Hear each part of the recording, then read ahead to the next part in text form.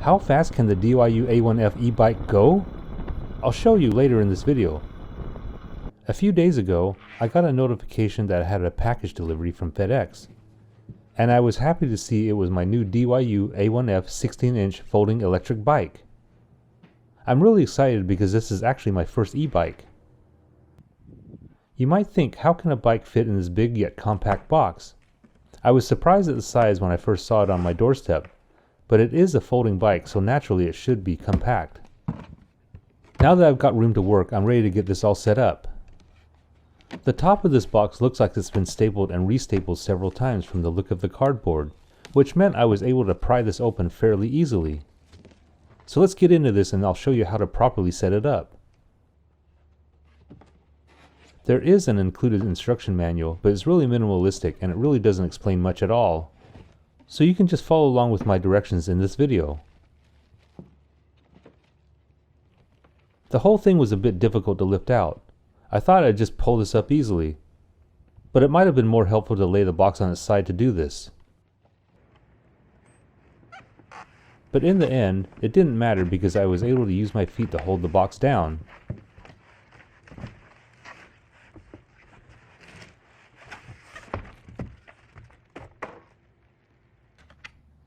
Now that it's standing on its own, I can start removing the protective foam around the tubes. Once most of it was removed, there was one thing I had to do before unfolding it. From the factory, they attached a Velcro strap to keep the bike from opening up. Once removed, I can swing the front wheel around into its normal position. It's now starting to look like a real bike. At this point, the locking lever needs to be latched along with the safety tab. Next, it's time to install the handlebars. The first thing to do is raise the handlebar column and secure it in place. Then, engage the red safety collar.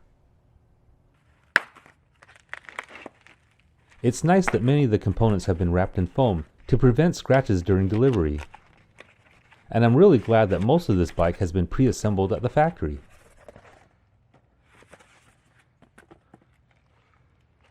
Okay, in the steering column, notice the little notch on one side. This corresponds to the printed measurements on the handlebar stem, which is the flat side of this tube. Here, unlock the lever and insert the handlebar stem to the desired height. Then lock it in place. Now, adjust the angle of the handlebar by flipping up the top release lever. It's actually really nice that all these parts can be adjusted without tools. Next step is to install the pedals, which can be found in the accessories box. And they're clearly labeled as to which one is left and right. To install the pedals, I think I'm supposed to use the included bike tool. But the crescent wrench was useless because the one I received was bent and it wouldn't grab onto the nut. Here's another angle so you can see that this thing was way out of shape. But let's continue on. Starting with the left pedal, this one goes in counterclockwise. Just hand twist it until it stops. Then use a wrench to tighten it down.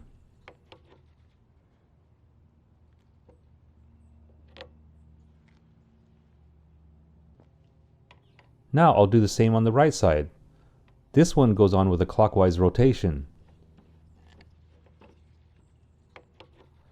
And again, with a bit of help from my wrench, the A1F is now fully assembled. It's actually a pretty cool looking e-bike. Assembly was really easy and required almost no tools. Now, just a few more things before it's completely finished. Peel off the plastic from the taillight and also remove any packing material still attached to the frame. And now this DYU A1F e-bike is ready to go. But let me show you a walk around first before taking it on the road. On the back, there's a pre-installed cargo rack which feels very solid and sturdy. On the left side of the handlebar is the power module and bell. The seat height is fully adjustable using the quick release lever. The A1F also features front and rear disc brakes as well as fenders over both wheels. On the front, there's an LED headlight and reflector. And finally, the throttle is a thumb switch located on the right side of the handlebar. To power on, press and hold the center mode button for 2 seconds and wait for the indicators to light up. And now it's all ready to go. To get moving, you don't have to push start the bike. It'll start going as soon as you press the throttle. Although if you're on an incline, a little push can help get it going a little quicker. The DYU A1F is considered a city bike, and the 16-inch wheels are perfect for paved surfaces, which also helps keep the whole thing compact in size. There are 3 riding modes available. When the power is off, the A1F functions like a regular 1-speed pedal bike. Or if the power is on, you can tell it's in manual mode when none of the numbers are lit up on the controller. Then there's assist mode, which provides varying levels of power from the electric motor while pedaling. The amount of push power is indicated by one of the 3 numbers on the main module. Assist mode really helps when you want to keep up your speed while going up hills or to achieve maximum range. And then there's full e-bike mode, where you just press the throttle switch and go without having to pedal. The A1F is quite nimble and fun to ride, but with the small tires, it's not really recommended to go off-road with this. Often, it's nice to pedal whenever you can, because it actually helps the bike go a bit faster even on flat surfaces. Here, the camera and I are following along on a Xiaomi M365 scooter, and when there's no incline, I can overtake and pass the A1F on full throttle. But in this shot, we're going uphill, and I find that the scooter can no longer keep up with the bike when the rider is pedaling with motor assist. I've ridden the A1F many times, and I can tell you it's really easy to pedal uphill in motor assist mode. It's almost like there's 3 additional virtual gears. At the heart of the bike is a 350 watt brushless motor powered by a 36 volt 7.5 amp hour battery, which by the way is not removable. The battery is actually completely encased in the frame of the bike, so that might become a problem later on down the road if any battery issues come up. But to fully charge the battery, it will take about 5 to 6 hours. The range, using the electric motor only, is between 15 to 35 miles depending on the terrain and weight of the rider. The range actually increases to 30 to 37 miles in pedal assist mode. And speaking of weight, the bike itself weighs 48 pounds with a maximum load of 265 pounds. One of the things I wanted to test was the maximum speed. The A1F doesn't come with a speedometer, so I clocked this with a smartphone. The specs for this bike say the maximum speed is 15.5 miles per hour, with a riding speed of 13.5 miles per hour. I found I was mainly able to achieve only the specified riding speed on flat surfaces. I was actually never able to achieve the maximum speed. And that's with me weighing in at about 170 pounds. On inclines, I find that I have to start pedaling so the motor doesn't get bogged down. Priced at $390 on Amazon, I'm really impressed with how it performs, and I'll list this in the description so it's easy for you to find. One of the things I like a lot about the A1F is the ability to fold it up. This really helps with transporting it around to different locations easily. In a hatchback, van, or SUV, you'll have no problems with space. However, in my sedan, it's definitely not going to fit in the trunk. But at least I'm able to load it into the back with the seats folded down. It's not ideal, but at least I can take the A1F with me in this vehicle. And speaking of portability, the A1F is ideal for commuting. After all, it is a city bike. With the 16-inch wheels, this is easy to take to the office without feeling bulky. I could park this at the bike rack or even bring it right to my desk without taking up very much space. And at the end of the day, it really takes almost no time to unfold and go.